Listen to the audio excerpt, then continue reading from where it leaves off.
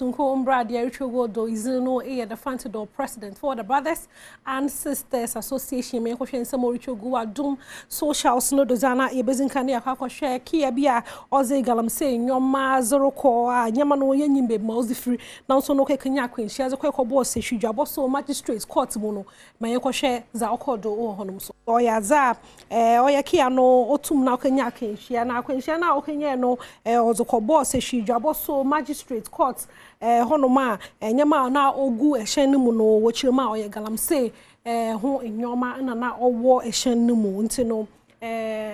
video ninye ma menje wadwenkyerɛ mfa faza okodo wo honom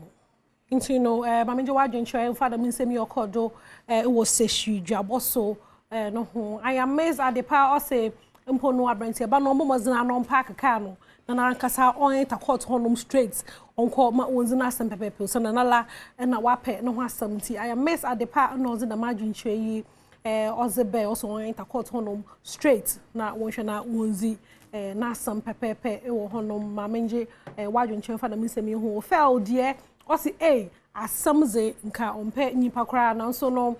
court den mu pa na abrante be oze galamsey nyeme oza kwakohwi Abdullahi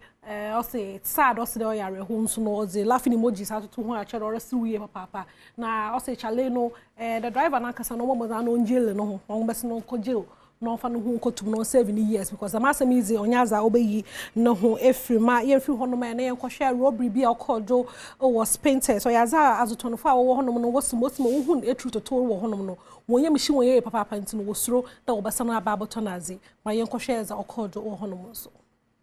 amemeti se etuo bi toto nti ahyase no na me fin se bia motor for boys no mu twam sa ya na beti se moto no mo ye pawpaw nti na minim se moto bi na bia betwam afi mi hu na dom fra na afo ha sei dwane ti ababre wa me na dam so wa me na hye ya me ya mi dwane bi enye ye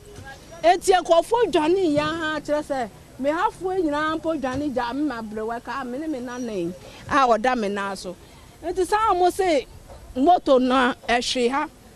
police ni bo motor driver no ni nsetuo ena hwe ase tino da minsemi okodo was painters they liked robbery ma menje wadwenkyerɛ mfa da minsemi a okodo no ho a vixen must say them forgive the police correct gan also ochuma police for na kasa no huni true no ohun de true no nkoye nti wo mo na true papa na wetum na waye adwuma no na waye adwuma no yie bra Alexis so say Ghana police for one officers no also wo mo na true papa na so the man orika no ohun the police ni na o duty no mpo no oyaze otum auto Roberts no corona so no Sunday etru ni season no wentum na wansa no wantu bi mo ye mo botum waye bia so by the time a otum na oje no hono na bibiara ajegon wetum na we gwanda dada nti no ono ohun de IGP omomozina no hwe itru papa onfa ma a police funu ma wontum na wonfa nyi adwuma Henry Clergy say I'm even shocked nti no ye free hono me na ye nkɔhwɛ ambulance case a owo court mo ya za indisi amanyo kozi tape bi ebotu gwa oye wiki mu na tape no orihemu da ya za na attorney general onye Richard Jakpa rekasa na what dada no ma wetum na wekeza akoshi ato manually no do o court Frank Davis no ochem de dem tape no abotu gwa nya no ohun de oya za wozin sa akaka tape no kakra ma yen hwe za okay. The alleged conversation is supposed to last 26 minutes. The NDC schemed to play only 60 minutes.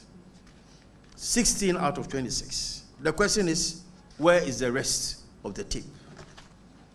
Even in respect of what was played, it is apparent that there are repetitions, overlaps, incoherence, voice-over, and distortions, demonstrating that the NDC has spent these past days distorting whatever tape they played. Into no Zimpayete Nenkano Frank Davis or no MPP legal issues Wasamaka ma menje wadwenkyerɛ mfa da minsemia okodo no hono Tonia Amando or say nanko hu there also you guys can run but cannot hide also dempo no obotum na we gwani papa but onyaza obotum na was won hu esie owo asem no mu nti Tonia Amando 2 and knows the margin che or the bay a court case or kodo elom tribes or say I was expecting you to denounce no pono or shade in Frank Davis or Bacadeza or singing in Arno or Nyano Quarana so no when Tumna one deny the voice na yet say what taping mono or Nyazo ya Attorney General no voice into no Nankaza or Shakwande or Betsy oh na Frank Davis Baka de Master Mono I can pa dig or say Attorney General Omomos Nana unsen phone baby ma ye don't know ma yen kwasha hen video of the Intino, Mizzy De3 3 Guo no Mizzy Bessie had a zino ye Mammy Boatman the Premtobre President for the Brothers and Sisters Association. I've been up here in our house and some keno bosodo.